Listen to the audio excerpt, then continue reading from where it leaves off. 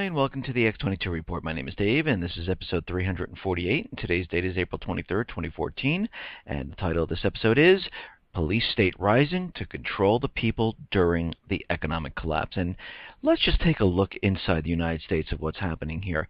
The government officials are continually calling patriots, the people of the United States, domestic terrorists. They're setting up First Amendment zones. And then we have local police departments, DHS, TSA, all using different types of technology to keep an eye on the people and to predict crimes. And we also have DHS purchasing millions upon millions of rounds of ammo. And they are continually doing this. They have not stopped. And what we see happening in the United States is the DHS right now is infiltrating all the local law enforcement agencies. They are giving them armored tanks. They are giving them weapons. They're giving them technology to spy on the American people. We're seeing a broader use of drones at this time. They are keeping them in the skies, spying on the people. All of this has been created to control and put down the American people when the economic collapse occurs. And we see this every single day. There are reports that are coming out, and each one of these reports builds on another to let us know DHS was not created to stop terrorists. TSA was not created to stop terrorists. They were created to fight off the American people, and this is why the government needed a law enforcement agency that had nothing to do with the military. They created DHS for this purpose. What we're also seeing is the Federal Reserve has their own private police force to protect the Federal Reserve. Now, the Federal Reserve is just a corporation, just like any other corporation. But, of course, it creates our money and puts us all into debt. So they need a police force. You know, when that time comes, when everything comes collapsing down, they don't want people barging in and going to the Fed and breaking in. So they have this police force, and they're hiring more and more people at this time. And, of course, President Obama came out and said the Federal Reserve Police Force is just like any other police force in any type of city or town or anything like that. So right now, this is what we are seeing. We're seeing this huge buildup of a police state, and you can see from all the videos and all the reports, more and more police are coming down on the people. They're using aggressive tactics to push the people down. There was also a video of a high school team with a soccer team that won. They were running onto the field, and there was a police officer pushing and tripping the kids that were running down into the field.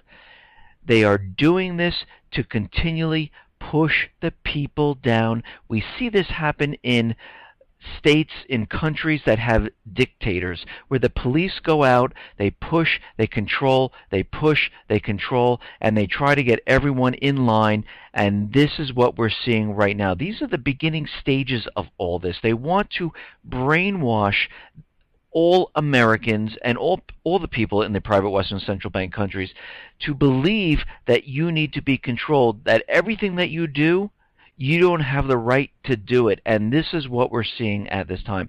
Now, let's get into the economic collapse news.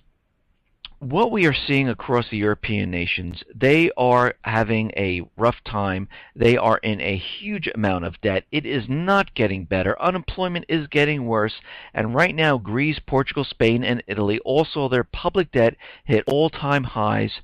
And this is not getting better. Total Eurozone debt closed 2013 at a level of 92.6%. A year ago, it was 90.7%. 2 years ago, it was 87.4%. So this is not getting better. It is getting worse. And of course, the corporate media is out there letting us know that things are getting better, things are improving, unemployment's coming down, which we haven't seen. The debt is getting better. They're making more money. They're finding more money. They're stealing from Social Security reserves. They're raising taxes on the people that are still working. But all this is completely temporary, because as more and more people lose work, as more austerity hits each one of these countries, and as they take on more debt, it just gets worse. Now, here in the United States, what we're seeing is that the U.S. PMI drops. It missed most by most in 8 months right now. For the second month in a row, markets U.S. PMI dropped and missed expectations. Manufacturers experienced a further solid increase in average cost burdens in April, adding that pricing pressures will feed fears that the recovery remains on a weak foundation of intense price competition. Well, I'm going to let you know that the fears of a recovery, there is no recovery. Everything is getting worse, and it has nothing to do with the weather, as they keep reminding us that it's the weather, it's the weather. Well, we're coming into spring right now, and that argument is really getting old at this point. And we can see from Caterpillar, which their sales have completely been declining. They're not getting better. Last year, 2013, they laid off about 40,000 people. They closed manufacturing plants to boost the company back up. What's funny, though, is that CAT is trading at 52-week highs, and if we really look at their sales, and again, all this doesn't make sense. It's all an illusion. It doesn't make sense because global sales are sliding again. Asian Pacific, Latin America, EMEA sales, all which crashed by more than 20%. Sales are dropping across the world, and this is an indicator that things are not getting better. We also had indicated that the Baltic Dry Index continually is dropping. So we can see from all these indicators that everything is not going the way the corporate media, the Fed, the government is telling us. And like I always said, every time they tell us something, it is always the opposite. Now, I know I talk about housing quite a bit, but housing is a great indicator, and every time I report on housing, it seems to get worse and worse and not better. Like all the corporate media is talking about, the president is talking about, and the Fed is talking about. They are telling us that things are getting better, everything's rebounding, and I'm saying the complete opposite, because again, whatever they say, it's always the opposite. New home sales, they have dropped, they have collapsed, they're imploding by 14.5% month over month. It's the lowest since July 2013. Supplies of unsold new homes jumps to 6 months, its highest since October 2011. This is not getting better. And of course, no. It's the weather. This is why people aren't buying homes. This is why we're seeing all of this. But if that is true, and I've said this many times, the weather doesn't affect every single part of the country. Now, we understand the Northeast was blanketed with snow, and they're like, that's why retail's doing poorly. This is why real estate's doing poorly, because we had all of this snow in the Northeast. This is where the population is. But let's just take a look at this for a second. Let's go across and let's spec out the Northeast, the Midwest, the South, and the West, and see what home sales are actually like. Now, in the Northeast, during the bad weather, we saw an increase of home sales of 12.5%. That's very interesting. Well, again, we have to remember Wall Street. A lot of people work downtown. A lot of people have work. They're consulting, and we're starting to see the layoffs hit right now, and this will soon drop because we're seeing the market slow there. But right now, let's give it to them. The weather had nothing to do with the sales of homes in the Northeast, but they're blaming it on the weather. Well, let's take a look here. The Midwest. Sales are down 21.5%. Yes, a couple of the states had some bad weather, but most of them were fine, but an overall negative of 21.5%. Now, we know the South really doesn't get that much snow, so they really can't blame that on the weather. Sales down 14.4%. And in the West, no snow whatsoever. Sales are down 16.7% for a total of 14.5% decline in home sales. So again, all of this is an illusion to make you believe that the weather is responsible for the economic downturn. It isn't, because again, If this is true, then all of these people that were going to sell their homes and all those people that were going to buy homes have the chance to do it now. They should all be running out there saying, guess what? Let's go buy that home. Let's sell the home. We should see a massive amount of homes hitting the market, and we should see millions of people running out there now going to take out those 3%, 5%, no down payment loans, and we are not seeing this right now. And everyone who stopped purchasing in retail needs to run out to the malls right now and purchase as much as they possibly can, because you were pent up in your house not purchasing. We're not going to see this happen, because this is an illusion to make us believe that the weather is the problem. That is not the problem. The problem is the people do not have the money to spend. The people do not have the jobs. The people are looking for the jobs. They are not out there. And most of the banks are keeping the homes off the market. The retail end of it, they're blaming this that online sales is taking over and the brick and mortar businesses are suffering for it, but we're not seeing an increase in online sales to really say that, yes, that's why this is happening. So all of this is kind of fake and phony, and it is a complete illusion, and they are continuing with this. But what's going to happen now as we go through spring, entering into summer? They're going to run out of excuses, and they know this. Yes, by bringing and letting subprime borrowers come in and buy cars and let them buy houses. Yes, we might see a little bump because we're going into spring and summer. Normally we see a bump, but this is not going to be sustained. It will quickly drop off, and what are they going to use? And of course, when we have this little bump, if it does occur, everyone's going to be out, oh, look, it's rebounding, oh my God, and all of a sudden it will start to drop off, and they'll be sitting there going, I don't know. And this is why they need this special event to occur, to take all eyes off of the economic collapse and put it on another country, saying they caused this. Now, in the title of this report, I say the police state is rising. And what we've been seeing is they've been laying out certain laws to control the population. And we see Harry Reid and other government officials out there using the word domestic terrorists, that we should use drones and bomb the Bundy Ranch. I mean, we're hearing all these ridiculous statements come out of our government officials. And really, are these the people that we elected to support the people? Because they are completely not for the people whatsoever at this time. And we are seeing all these laws slowly, incrementally be applied, and making everyone say, oh, okay, yeah, all right, I see. You're allowed to spy on us. Oh, yeah, if we see domestic terrorists, yeah, you can throw them in prison for a year, and they won't have any due process. They could just go into prison. But now we're seeing, and everyone's starting to realize, well, wait a minute, they're calling everyday citizens, the everyday American person, a domestic terrorist, and they haven't really done anything.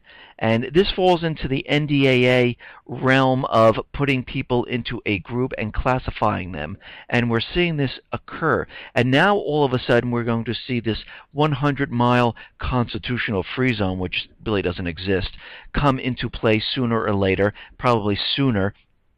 And we're seeing that more and more states want to comply, because they get funding, with this Real ID system, where everyone's licenses will be, their information will be transferred to a federal database. And of course, they're going to take your fingerprint, your iris scan, and your DNA information. They're also going to put an RFID chip in your license to keep track of you.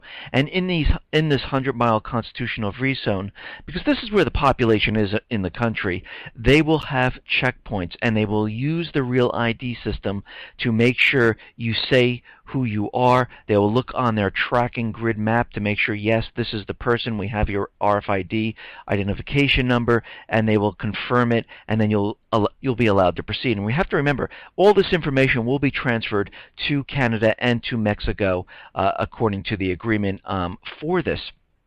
But right now, what DHS and TSA is doing is they're setting up a lot of this pre-crime systems. TSA is using it where they're asking questions of people, trying to figure out if they're terrorists, by certain behavioral aspects and indicators that they're doing. And of course, there was a study out there saying that this absolutely shows that it doesn't work and it's waste of money. But TSA is going forward with it. They're also using other pre-crime systems which are monitoring the internet, and they have a special computer algorithm that learns the patterns and produces predictions. This really sounds like Minority Report, where they're going to say, yes, we predicted that this person will be a domestic terrorist, so we need to pick them up, put them on a list, and put them in jail for a little while so we can question this person. But right now, the National Security Agency has collected some 20 trillion phone calls and emails via an expansive nationwide surveillance network. Most Americans have already come to the realization that everything they do is monitored. And yes, it is. It is completely monitored. They see what you're doing. They want to understand and put you on specific lists. And I've said this many, many times before. The next generation of systems are being used to actively monitor your digital interactions, your surfing habits, conversations, and daily sentiment in effort to predict your future behavior. Researchers at the University of Virginia, funded by the U.S. Army, recently demonstrated that they can not only gather information from your personal Twitter account, just like the NSA, but also aggregate and analyze the information with advanced predictive algorithms designed to determine what you're going to do next. And they're going to try to use these systems to blanket everyone with this algorithm, get all the data, put you on a special list that one day you might become a domestic terrorist, might commit a crime, or be against the government. And you'll be put on a certain list. Like I said, DHS right now with the Fusion Center and NSA is spying on all Americans, as we all know. They are creating social profiles of everyone. And we understand that they have the ability with the blimps in the air and the drones in the air. Cameras are affixed to these drones and blimps where they're able to use facial recognition and track people all over the place. They're also putting cameras all in the cities to make sure they can track everyone, and the database will track these individuals, and they'll try to predict who's going to be a problem and put them on a certain list. And this is what they're doing at this time, and these algorithms being used don't just look for obvious keyword phrases associated with criminal activity, like I'm going to kill you or meet me later. We'll give him a beatdown, but focus in on routine activities, geolocation, aggregate historical information to calculate the chance of a particular individual being involved in a crime at some point in the future. Who are you meeting with? Who are you speaking with? And all of this is this is all analyzed. It's put into the algorithm to see what type of chances you will have in becoming some type of domestic terrorist or committing some type of crime or speaking out against the government. Department of Homeland Security is asking local businesses to keep an eye out for terrorists, going so far as to provide retailers with a shopping list of possible items a terrorist might purchase, such as meals ready to eat, flashlights, and other products readily available at local surplus shops and camping stores. Now, they're going to track your purchases on the internet. They're having store owners track your purchases. So when you're out there and you're purchasing a flashlight, you're purchasing a tent, you're purchasing a generator, all of this is being taken, put into a algorithm, creating this social profile and tracking each person. And you can see how this is all starting to come together now. And they are really pushing this with their agenda to make sure they blanket the country and they understand and know what everyone is doing. Now, the LA County Sheriff Department secretly spied on the entire city of Compton via a drone. The LA County Sheriff's Department secretly used a civilian aircraft to monitor 10-square-mile area in Compton, recording high-resolution video of all that happened in the region. We literally watched all of Compton during the times that we were flying, so we could zoom in anywhere within the city of Compton and follow cars and follow people, said Ross McNutt, This is of persistent surveillance systems. The technology can stay in the air for about 6 hours and is being marketed to police departments across the United States, allowing police to rewind recording to watch areas they couldn't monitor in real time. This system then will be hooked up to facial recognition. The system then will be hooked up to their new Prevent a Crime and hooked into the algorithm to see what you are doing, who you're meeting with, and we can see what is happening here. The system was kind of kept confidential from everybody in the public. A lot of people do have a problem with the eye in the sky, the big brother, so to mitigate those kinds of complaints, we basically kept it pretty hush-hush.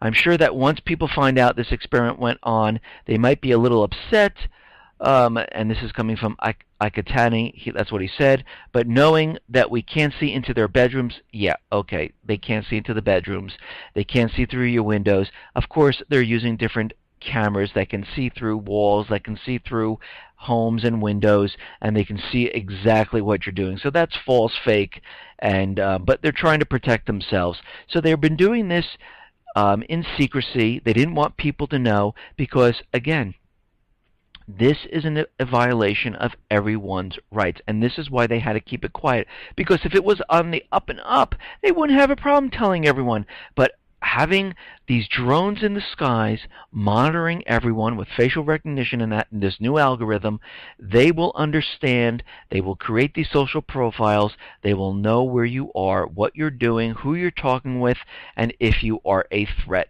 And this is the rise of the police state. It is happening right in front of us right now. And Homeland Security, as we know, is continually purchasing millions and millions of rounds of ammunition. And the Department of Homeland Security announced that it is seeking an ammunition dealer who can provide 25 million shotgun rounds to the agency over a 5-year period.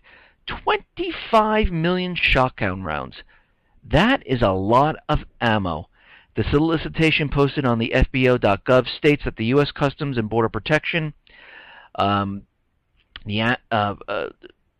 states that they're going to be using it for Customs and Border, but it's also going to be spread out to all Department of Homeland Security departments. So again, this is being prepped for what is coming. They are prepping for the collapse. They are prepping for what the people are going to do. And they can see just by what's been happening at the Clive and Bundy Ranch, this is making them very, very nervous. And it's not just the DHS that's ordering ammunition. We know the IRS is. We know the Postal Service is. We know the Department of Education is. They are all building up arms, ordering ammunition. We already know the BLM, and those most likely were contractors, but they have weapons, they have snipers, they have helicopters, and they manage land. Now the Postal Service, they deliver mail and packages, but they need ammunition and weapons. Does it make sense? It only makes sense because they understand that all of these government agencies are going to be called upon to protect the government because they are afraid. They are the grasshoppers, we are the ants, and they are afraid of millions upon millions of ants rising up and saying, we are not going to take this anymore. And of course, this is a Bug's Life reference, which I made yesterday. So this is what they're nervous about. This is why Harry Reid is looking out there saying these are domestic terrorists, and if this is what the Patriots domestic terrorists have the ability to do, we should all be scared. And yes, they should be scared because the people, when pushed back in against the wall, they have no other place to go but forward now. And this doesn't have to be through violence. We don't have to stoop to their level. We could do this very peacefully and say, you know what? We are not going with what you're saying anymore. We don't agree, and if you do not start doing the things the way that we want them done, you will be removed from office because we have a contract with the government and you're supposed to follow it. And if you do not want to follow it, we will remove you right now. Okay, now as we know, Obama is making the rounds out in Asia. He's securing and making sure that everyone realizes that he is completely behind the pivot to Asia, he's supporting it, and he's not going to let them down. And President Obama was in Japan, and he clearly stated that the Senkaku Islands are subject to Article 5 of the Japan-U.S. Security Treaty. The policy of the United States is clear. The Senkaku Islands are administered by Japan and therefore fall within the scope of Article 5 of the U.S.-Japan Treaty of Mutual Cooperation and Security. Article 5 stipulates U.S. defense obligations to Japan, which apply to territories under the administration of Japan. Obama's commitment therefore means the United States will defend Japan in the event of a Chinese incursion on the islands, over which China also claims sovereignty. So we can see what's happening right now. We have a flashpoint out here in the Pacific. We have it in the Middle East. We have it in Africa. We have it in Ukraine. All these areas are problem spots at this time, because the agenda is to provoke those countries into doing something to start this war. This is why Japan is out there and China. That's why they're fighting over the Senkaku Islands. Japan, United States, their directive is to provoke China. Let's see if we can get them to do something. We see it happening in the Middle East right now with Syria and Iran. And the other countries there, Lebanon, Libya, Iraq, Yemen, where the people are rising up. These are all flashpoints. In Africa, Central Africa, they're having a very rough time there. The more UN forces are arriving. They're not really having any type of an effect down there. And the rebels, the people who want freedom from the central bankers, from the U.S. government, are fighting back, and they are trying to push because they want to keep this region, and they understand China is supporting the rebels and the people who are fighting against the United States government and the central bankers at this time. The same thing's happening in the Middle East. We have the private Western central bankers, U.S. government fighting against the people of these countries. Of course, they call them Al-Qaeda, they call them terrorists, and this is why they're using the drone strikes. We're seeing in Ukraine right now the same thing happening. And these areas are all flashpoints to start the war. Their agenda is one agenda only. Start the war at any cost, but make sure it looks like another country has started it. And this is what they're trying to push right now, and they're not going to stop. Now, we understand that in Ukraine, this whole takeover of Ukraine's government was a coup d'etat, and what's very interesting is that information has come out that Poland had a hand in the coup. Polish Foreign Minister, I'm going to try to pronounce his name here, Radoslaw Sikorski, invited 86 members of the right sector, allegedly in the context of a university exchange program. In reality, the guests were not students, and many were over 40 years old. Contrary to their official schedule, they did not go to the Warsaw University of Technology, but headed instead for the Police Training Center in Poland. There, they received 4 weeks of intensive training in crowd management, person recognition and combat tactics, command skills, behavior in crisis situations, protection against gases used by police, erecting barricades, and especially shooting, including the handling of sniper rifles. The Polish Weekly refers to photographs attesting to the training, which shows the Ukrainians in Nazi uniforms alongside their Polish instructors in civilian clothing.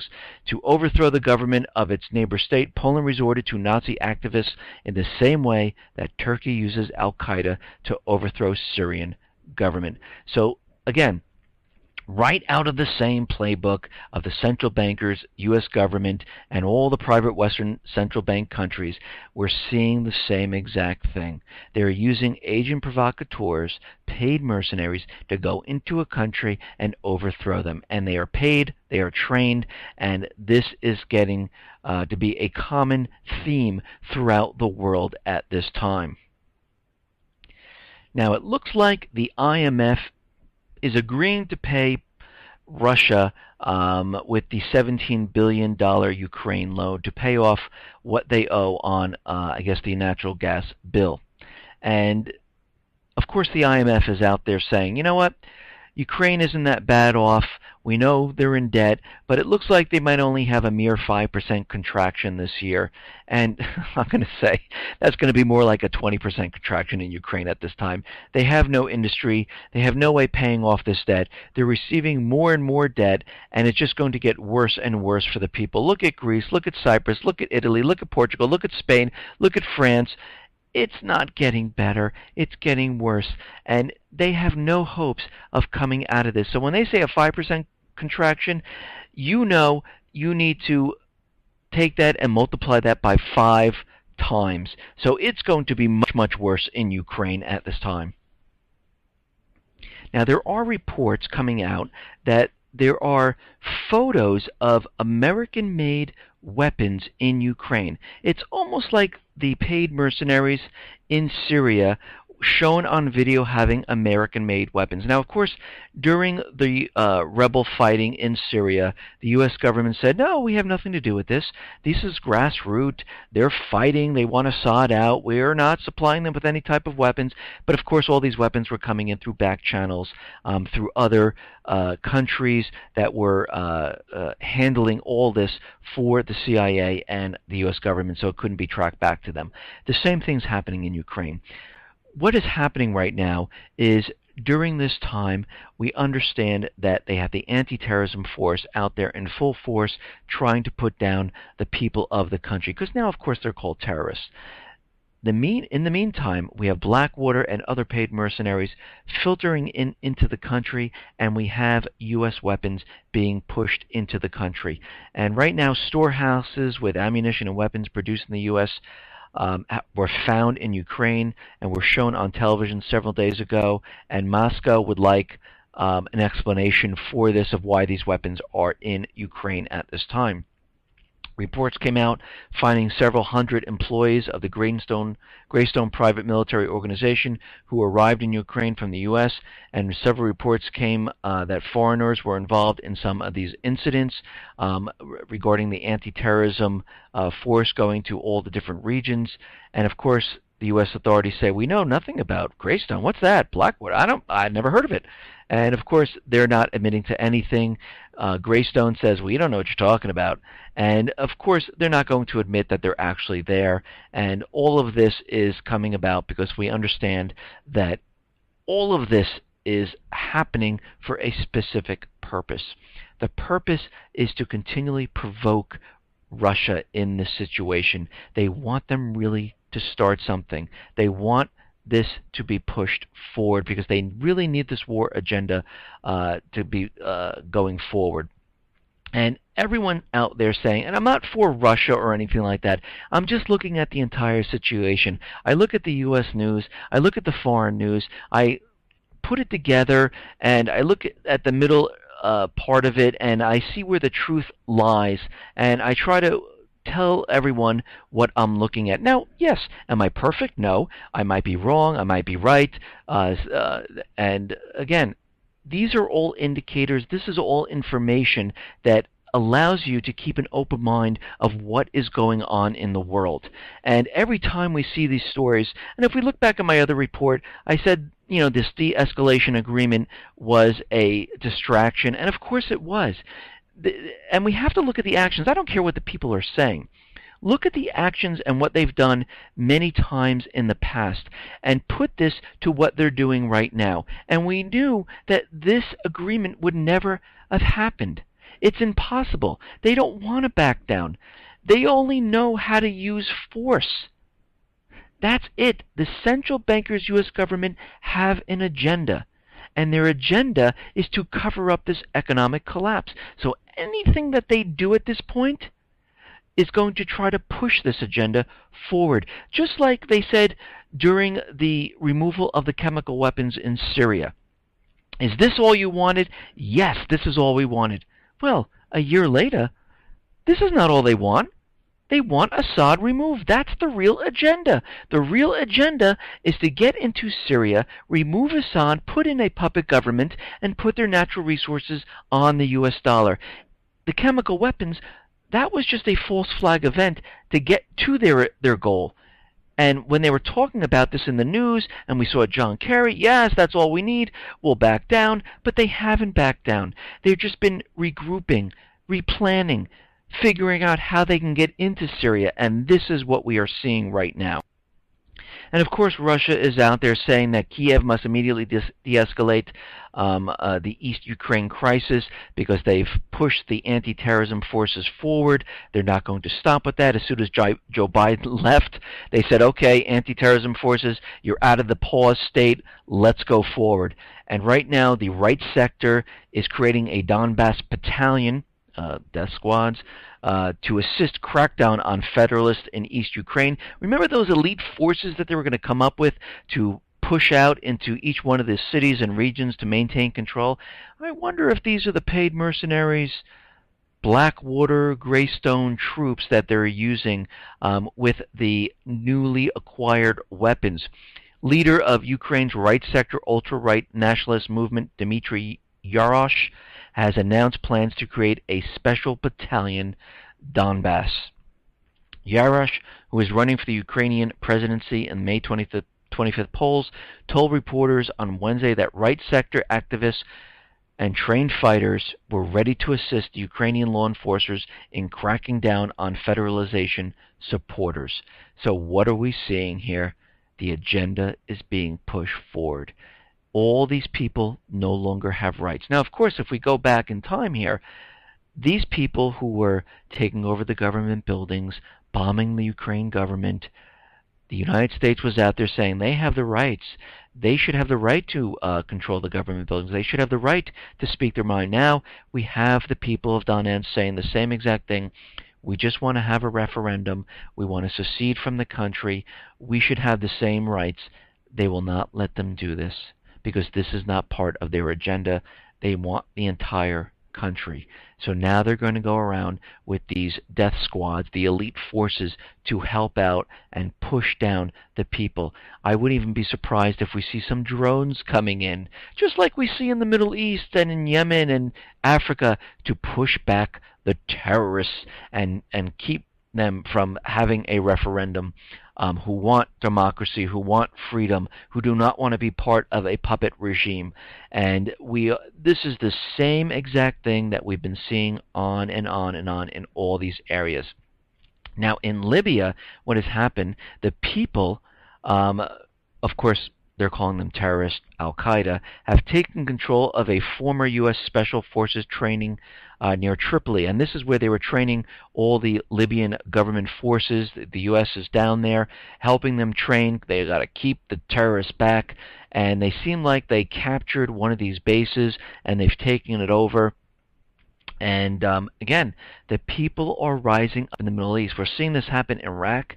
We're seeing it happen in Libya. We're seeing it happen in Yemen. And this is why we're seeing the increased drone strikes that we are seeing, because as more and more people rise up, and this is spreading, and this is what the central bankers, U.S. government, are afraid of, because if these people actually take control of the countries and remove the central bank and do not use the dollar as the reserve currency to pay for the natural resources, other countries will look and say, oh, we don't have to use the dollar anymore? I'm not going to keep it in reserve. Let's send it back to the United States. Those dollars will hit the United States.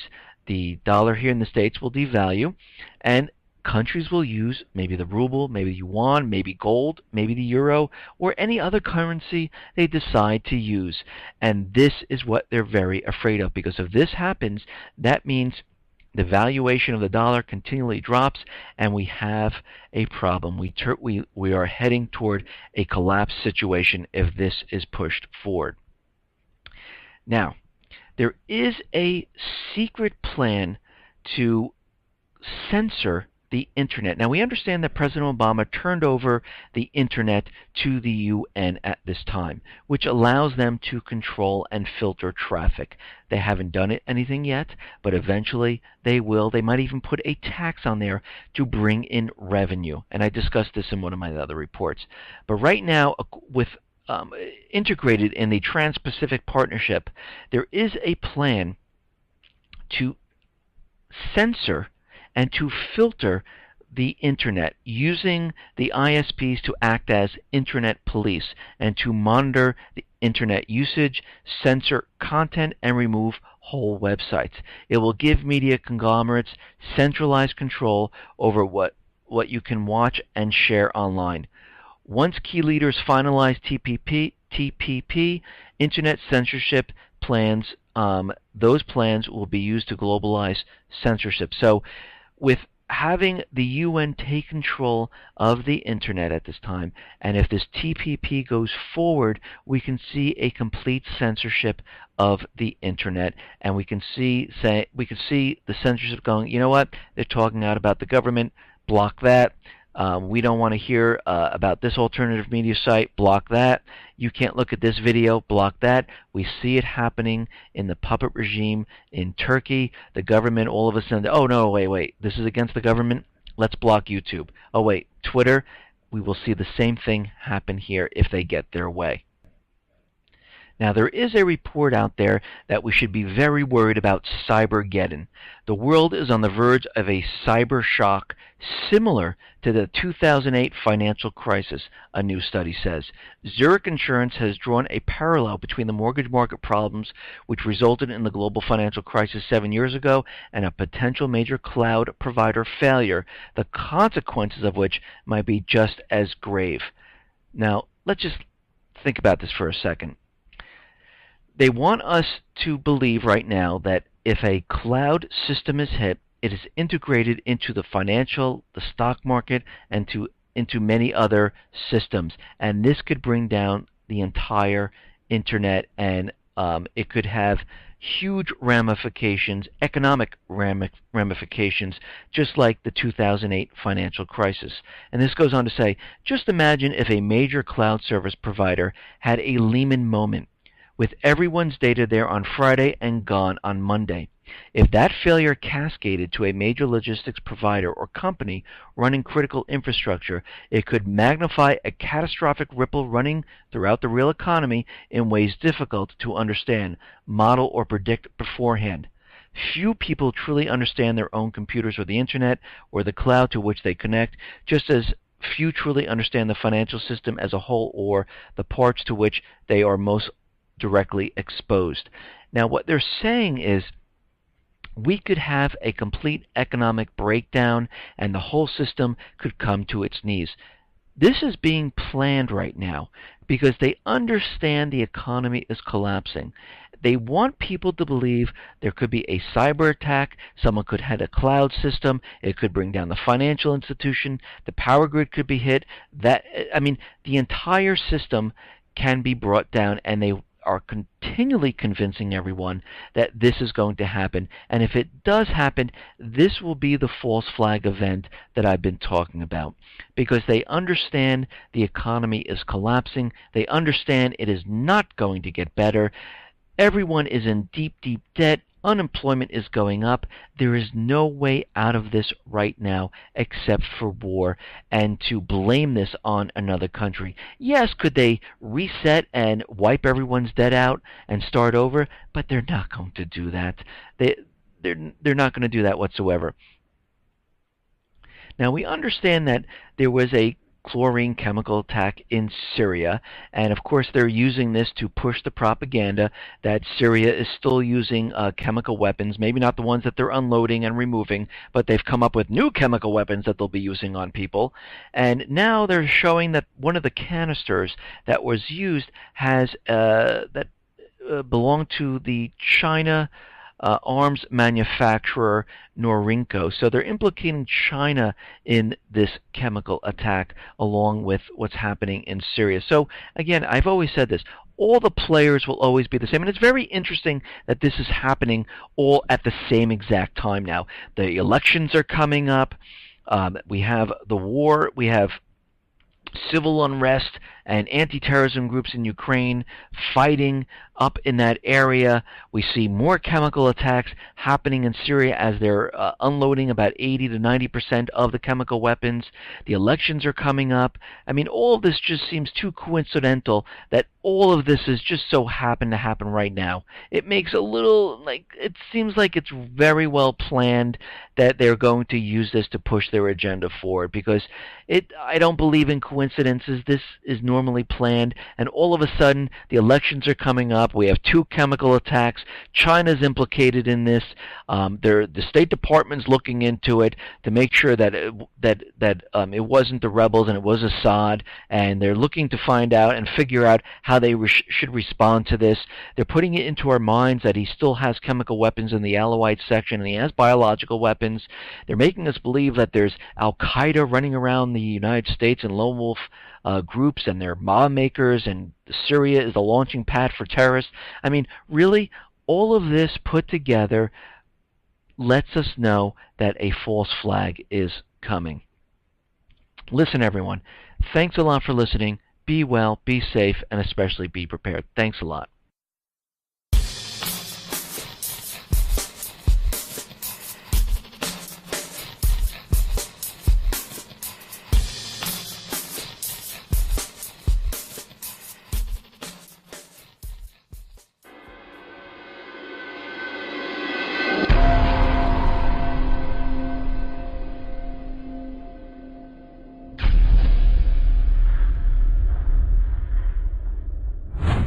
Time. And of course, President Obama came out and said the Federal Reserve Police Force is just like any other police force in any type of city or town or anything like that. So right now, this is what we are seeing. We're seeing this huge buildup of a police state, and you can see from all the videos and all the reports, more and more police are coming down on the people. They're using aggressive tactics to push the people down. There was also a video of a high school team with a soccer team that won. They were running onto the field, and there was a police officer pushing and tripping the kids that were running down into the field. They are doing this to continually push the people down. We see this happen in states, in countries that have dictators, where the police go out, they push, they control, they push, they control, and they try to get everyone in line. And this is what we're seeing right now. These are the beginning stages of all this. They want to brainwash all Americans and all the people in the private Western Central Bank countries to believe that you need to be controlled, that everything that you do, you don't have the right to do it. And this is what we're seeing at this time. Now, let's get into the economic collapse news. What we are seeing across the European nations, they are having a rough time. They are in a huge amount of debt. It is not getting better. Unemployment is getting worse. And right now, Greece, Portugal, Spain, and Italy, also their public debt hit all-time highs. And this is not getting better. Total Eurozone debt closed 2013 at a level of 92.6%. A year ago, it was 90.7%. 2 years ago, it was 87.4%. So this is TSA all using different types of technology to keep an eye on the people and to predict crimes. And we also have DHS purchasing millions upon millions of rounds of ammo. And they are continually doing this. They have not stopped. And what we see happening in the United States is the DHS right now is infiltrating all the local law enforcement agencies. They are giving them armored tanks. They are giving them weapons. They're giving them technology to spy on the American people. We're seeing a broader use of drones at this time. They are keeping them in the skies, spying on the people. All of this has been created to control and put down the American people when the economic collapse occurs. And we see this every single day. There are reports that are coming out, and each one of these reports builds on another to let us know DHS was not created to stop terrorists. TSA was not created to stop terrorists. They were created to fight off the American people. And this is why the government needed a law enforcement agency that had nothing to do with the military. They created DHS for this purpose. What we're also seeing is the Federal Reserve has their own private police force to protect the Federal Reserve. Now, the Federal Reserve is just a corporation, just like any other corporation, but of course it creates our money and puts us all into debt. So they need a police force. You know, when that time comes, when everything comes collapsing down, they don't want people barging in and going to the Fed and breaking in. So they have this police force, and they're hiring more and more people at this.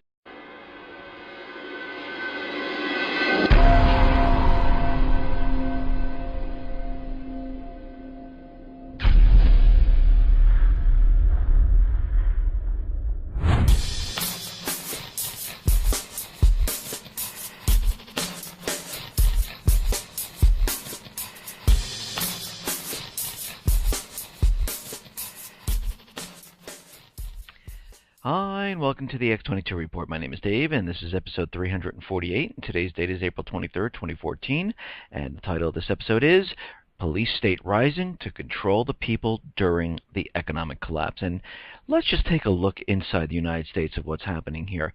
The government officials are continually calling patriots, the people of the United States, domestic terrorists. They're setting up First Amendment zones.